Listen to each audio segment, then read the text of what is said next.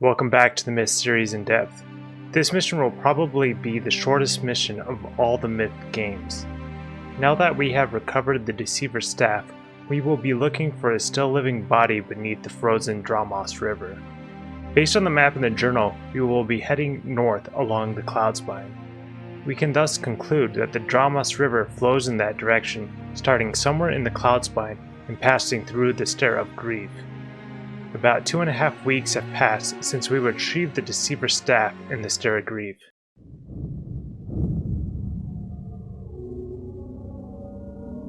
Saturday, January 10th, Angkor Vadal Glacier, the cloud spine. As soon as 12-motion Jewel Skull pried the Deceiver scepter from the Dramos' icy clutches, we fled the Stair of Grief and headed north in search of the man himself.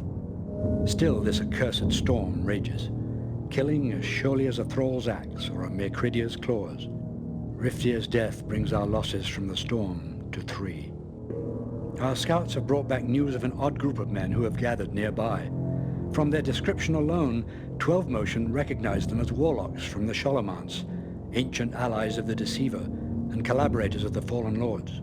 If they are on the glacier, then so is the Deceiver. The enemy is still close at our heels.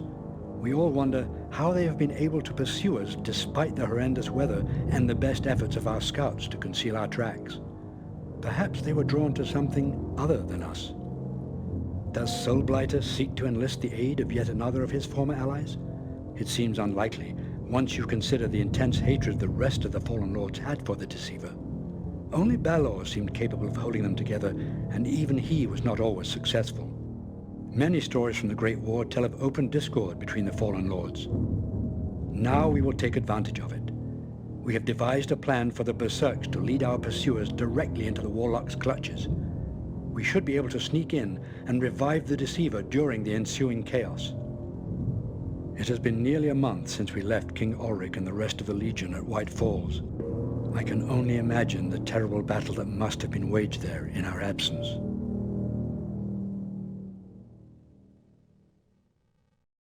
The description for the location of this mission in the journal is the Angkor Vadal Glacier. According to a quick Google search, Angkor Vadal means stream of anguish in Old Norse, and it is a magical sword in Norse mythology. Perhaps Bungie named the location this because you could imagine that the Deceiver has been in anguish beneath the frozen Dramos River for the last 60 years, barely holding on to his life. There's a journal image showing the Legion with 12-motion Jewel Skull navigating through the storm with the Deceiver staff in hand. The journal says that Riftir is the third one to die from the storm. Riftir is not mentioned anywhere else in the game. Do you guys think he is a human or a dwarf? It seems like there are several of the community assuming he is a berserk because of a picture in GURPS on page 108. The GURPS manual doesn't actually use Riftir's name in it. I'm actually very doubtful that Riftir is a berserk for one main reason, and that is that his name is only one word, which is not similar to any of the other berserk names in the game. For this reason, I think it is more likely that he is a bowman or a dwarf. The scouts bring back word of some strange men nearby that 12-motion Jewel Skull recognizes as the Warlocks of Skolomons.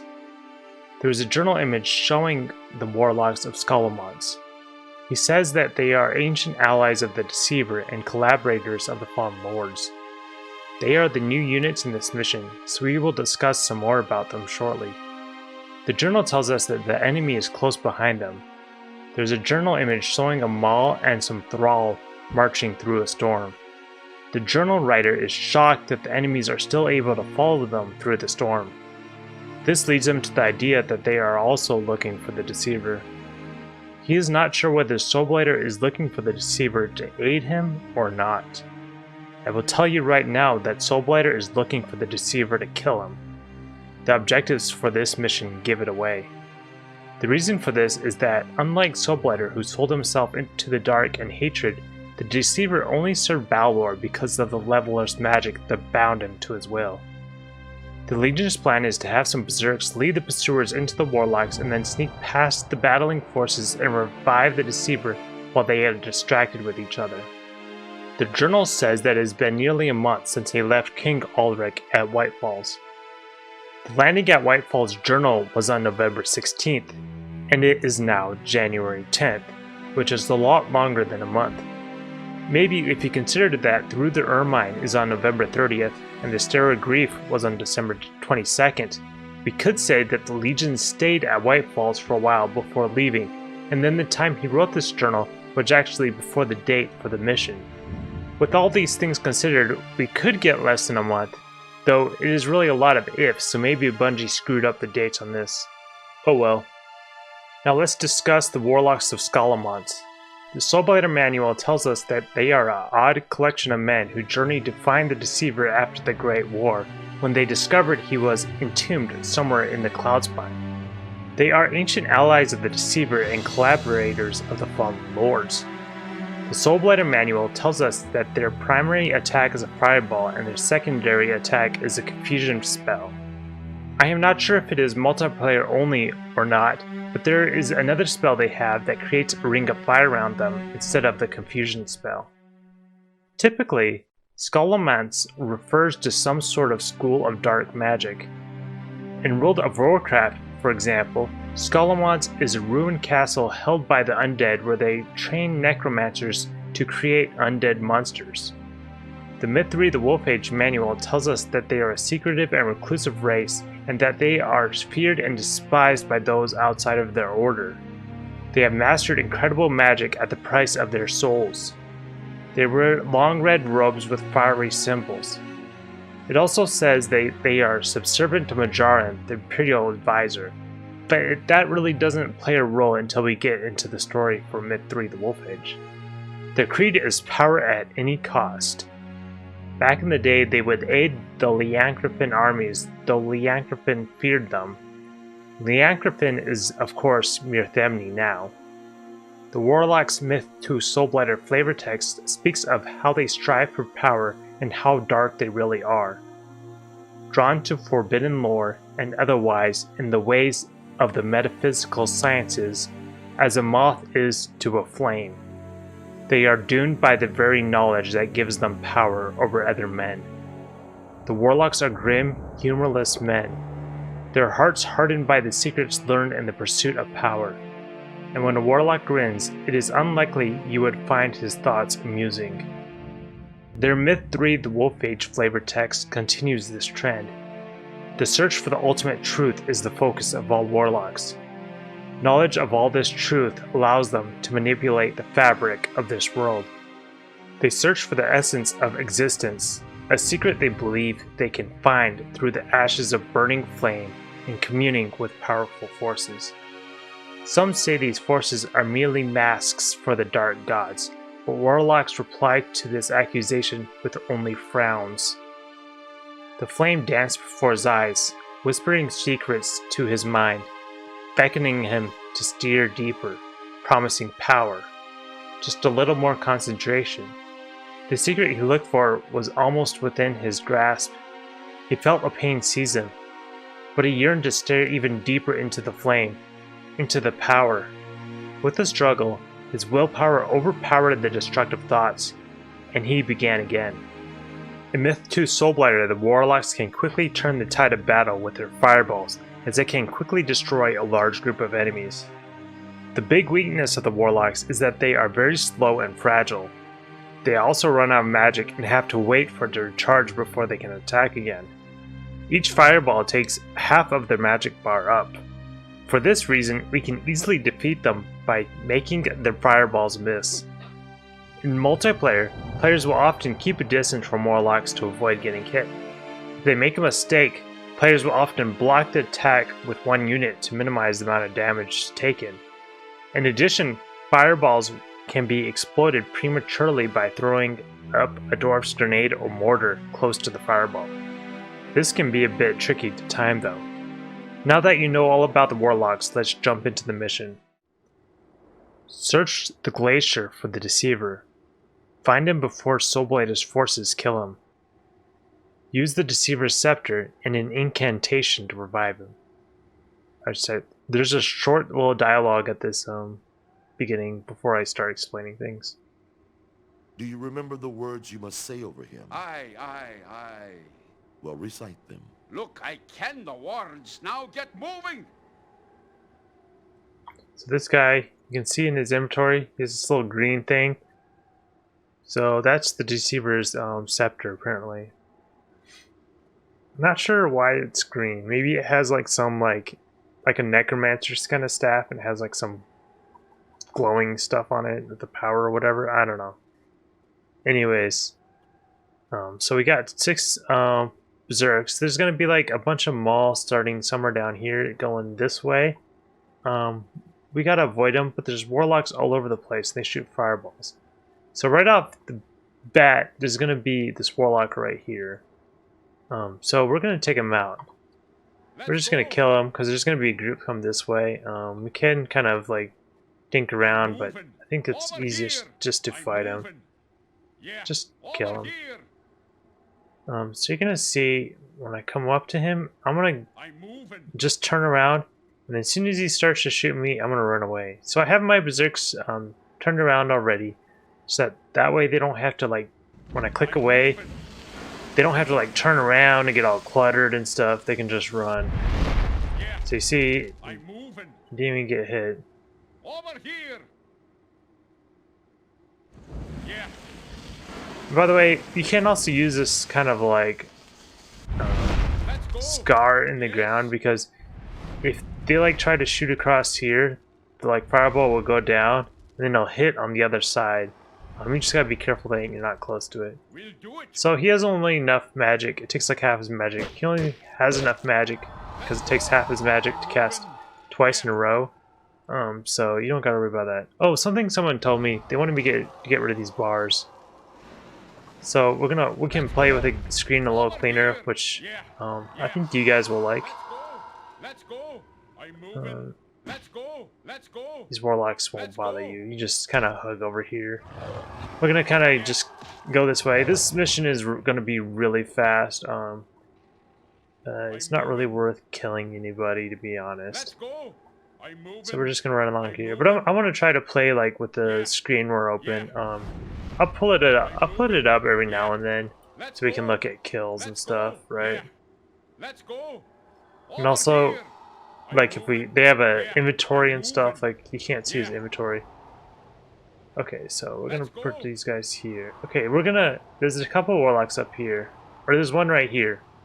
There's a warlock right here, and it's actually kind of hard to dodge him because the camera is so close. Like you can't like, it's as far as the camera will go, and so it's really annoying, but it's not a big deal. There's a nice little way we can cheese him. So we're gonna get the fireball to blow up here and then here. I'll show you what I mean. Yeah. I'm gonna wait till he shoots and then we're gonna run.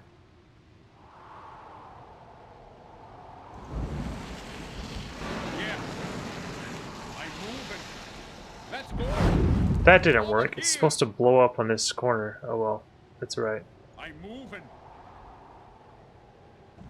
Let's go. Yeah. Let's go. Yeah. I'm moving. Oh well, we got him. Yeah, usually it kind of blows up on these corners. It didn't work there, but it's alright. I think the main strategy that will help you is that part where you don't look at them, you look the other way. So these ones, we're gonna have a couple more up here. They're gonna be really easy. Let's just take him. He's full on health. He's the guy with the staff. Okay, so we're gonna pile them in this corner, and you'll see why. This is a really cheesy way to kill these two, because you come up here to this fork, and you see, oh, there's a warlock coming this way and that way, and then they can be kind of a pain, right, to dodge, because they'll probably not shoot their fireballs at the same time. But you can just run back here and watch this cheese. They aren't too smart about this corner. Yeah, actually will kill his friend. He just wasted his fireball. Now we can go kill him. Goodbye, friend Warlock. Well, he's not our friend, but you know. So now we come up to here, and we're at the almost at the end of the mission already. Well, this is the end of the mission. This is the last part. So what we need is we want to leave all our berserks back except for one, and I'll explain why in a minute. But all these berserks, they're just gonna stay here. They'll get to leave the mission. I'm moving. So the forces are getting close. So we want to stay over here. We don't want these warlocks to come at us. So we're gonna wait for. Oh, they're gonna charge us. Get away! Over here. Yeah. Let's go. I'm moving. Whatever.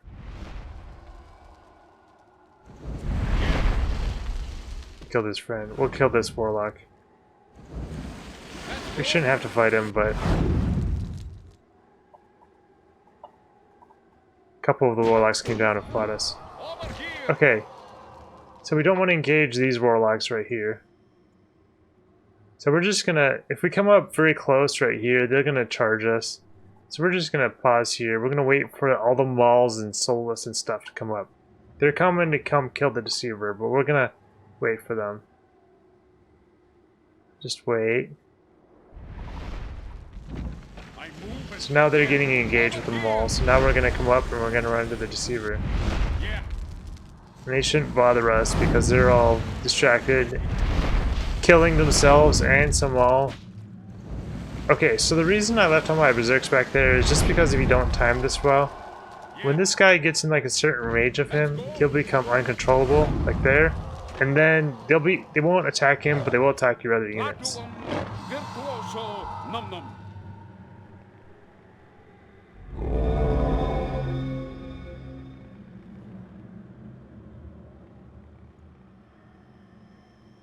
Close enough. Now let us away. And that's the mission. So yeah, if they were closer and I didn't have as much time, because sometimes you might not time it as well, you know, depending on the situation, or maybe things just don't work out quite right and it's a little tighter window. You know, if you just have your that one berserk who will become untargetable to the enemies, then you don't got to worry about that. If you actually get there and you can actually see the Mauls and stuff attacking the Deceiver and killing them if you don't get there in time. So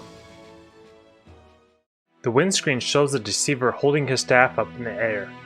He must be thrilled for being out of the freezing water after being stuck down there for 60 years. The lost screen shows a dead berserk with a Maul off in the distance. Both of these images don't have a lot of detail in them, so it's hard to derive anything from them. At the end of the mission, the berserk seems to forget the words to say to bring back the Deceiver. This isn't very surprising, since at the beginning of the mission, he says he canned the words when asked to recite the phrase. There are 3 possible phrases he can say at the end of the mission. Clatuum virtuoso num num. Claptrap verboso. Neckbone. E pubis num num. The 3 phrases is very similar to a phrase from an old movie called The Day the Earth Stood Still. In the movie, Helen is told by a humanoid alien to recite this phrase, Klaatu Barada Nikto, to a robot in case something goes wrong with him. Of course, the humanoid alien is shot, and she must recite the phrase to the robot that will go on a killing spree and destroy the Earth because of the soldiers killing the humanoid alien. The phrase was also used in the popular Star Wars movies, specifically Star Wars Episode 6, Return of the Jedi. Klaatu and Barada were both mechanics in Jabba the Hutt's palace. Nikto was the name of Klaatu's species. The Nikto species also appeared in The Phantom Menace. If you are really bored, you can kill every unit in the Deceiver map by using the Soulless to kill them all. It takes a long time and isn't the most exciting thing, but I found a film where Smasher successfully killed all the units on the map. Well, that's it for this mission. I will see you next time in the next mission with friends like these. You're dead. You're dead. You're dead. You're dead. You're dead. You're dead. You're dead. You're dead. You're dead. You're dead.